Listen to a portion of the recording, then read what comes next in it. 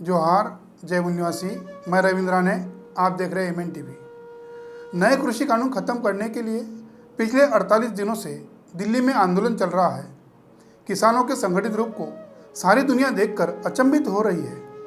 ऐसा ही एक आंदोलन 1 साल नहीं, 2 साल नहीं, बल्कि 6 साल तक चला था। उस आंदोलन की भूमि थी महाराष्ट्र के रायगढ़ जिले में अलीबाग तहसील में चरी गाँव। इस आंदोलन की आज से 88 साल पहले शुरुआत हुई थी। यह आंदोलन 1933 से 1939 तक निरंतर चला था। जिस कॉन्ट्रैक्ट खेती की वजह से पूंजीपतियों के हाथ में अपनी पुश्तैनी खेती चली जाएगी, इसके डर से भारत का किसान दिल्ली में सरकार के विरोध में आज तक डटा है। इस आंदोलन की छोटी सी झलक चरी गाँव में देखने को मिली थी। यह आंदोलन खोती परंपरा को खत्म करने के लिए था। खोती यानी बड़ी जमींदार। यह परंपरा पेशवाई में शुरू हो गई थी। जिस तरह पेशवाई ने अछूत जातियों को गले में मटका, पिछवाड़े में झाड़ू लटका दिया था, उसी तरह किसान जातियों को गुलाम बनाने का यह कार्यक्रम चलाया था। यह किसान कुणबी, आगरी, भंडारी, महार जाति से थे। यह खोत लोग चित्पावन ब्राह्मण थे। किसानों की खेती पर पेशवाई ने बड़े पैमाने पर टैक्स वसूलने का काम इन खोतों को दिया था। वह सारा टैक्स किसानों से जबरन जमा करके पेशवाओं के पास जमा करते थे। 1 जनवरी 1818 के भीमा कोरेगांव के रक्त रंजित लड़ाई के बाद पेशवाई खत्म होने से अंग्रेजों के पास ये टैक्स जमा करते थे।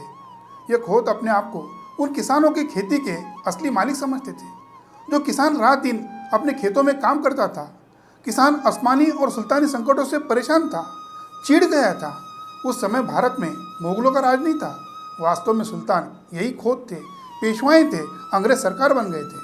खुद किसानों से उनके अज्ञानता का फायदा उठाकर आज के अंबानी अडानी जैसे कॉन्ट्रैक्ट खेती जैसा कबूलायत कर लेते थे। कबूलायत यानी 11 महीने के कॉन्ट्रैक्ट खेती में किसानों की खेती लिख कर लेते थे। 1 एकड़ में खंडी भर यानी 200 किलो चावल खोत लेकर जाते थे। जिस साल उनकी वसूली नहीं हुई तो खोत उन किसानों से गुलामों जैसा बर्ताव करते थे। इस व्यवस्था का रायगढ़ जिले में धीरे धीरे विरोध बढ़ते गया। 27 अक्टूबर 1933 को इस ऐतिहासिक आंदोलन की शुरुआत हुई थी। वैसे 1921 से 1923 तक इसी खोती के विरोध में आंदोलन हुआ था। इस आंदोलन को तोड़ने में खोत सफल हुए थे। खोती व्यवस्था के समर्थन में तथाकथित राष्ट्रवादी नेता बाल गंगाधर तिलक थे और गांधी जी भी समर्थन में थे। आज भी बड़े पैमाने पर वही ब्राह्मण नेता और लोग नए कृषि कानून का समर्थन कर रहे हैं। इस आंदोलन का नेतृत्व नारायण नागू पाटिल कर रहे थे। उन्होंने इस आंदोलन को 6 साल तक चलाया। किसानों ने अपने खेत में काम करना बंद किया था। उनके परिवारों को भूखे मरने की नौबत आई। किसान जंगल से जंगली फल, आलू प्याज खाकर और जंगल की लकड़ियां बेचकर अपना गुजारा कर रहे थे। मगर उस आंदोलन से तनिक भी पीछे नहीं हटे। आज भी किसान दिल्ली में डटा हुआ है। उनका परिवार खेतों का सारा काम कर रहा है। गांव-गांव से आंदोलन कर रहे किसानों को राहत मिल रही है। ऐसा खोत विरोधी आंदोलन के समय कुछ नहीं था, फिर भी खोती के विरोध का आंदोलन 6 साल तक चला। खोती परंपरा खत्म होनी चाहिए। जमीन का मालिक किसान होना चाहिए। कबूलायत के नमूने में बदलाव होना चाहिए।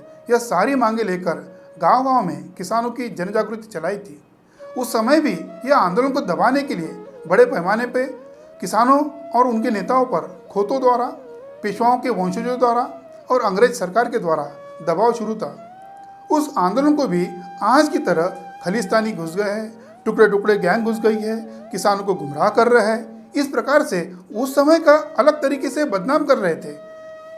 मगर गांव-गांव में उस आंदोलन की लोकप्रियता बढ़ती गई। नारायण नागू पाटिल और अन्य नेताओं पर भाषण बंदी लगाई, फिर भी आंदोलन रुकने का नाम नहीं ले रहा था।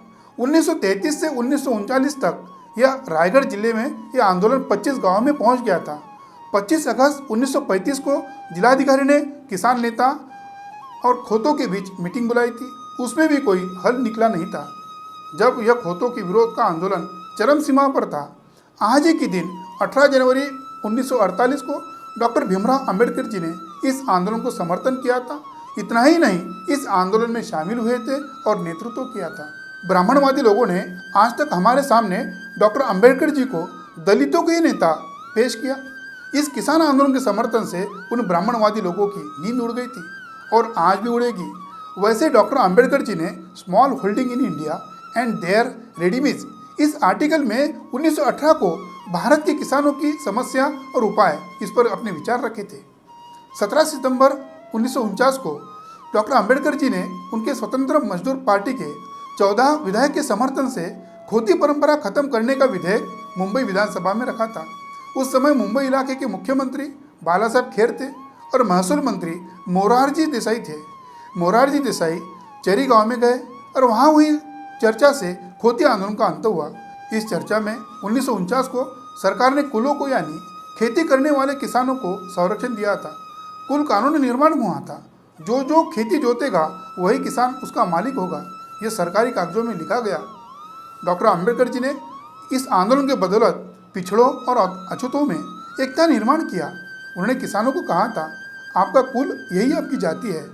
भारत के किसान आंदोलन के इतिहास में चेरी का आंदोलन मील का पत्थर था।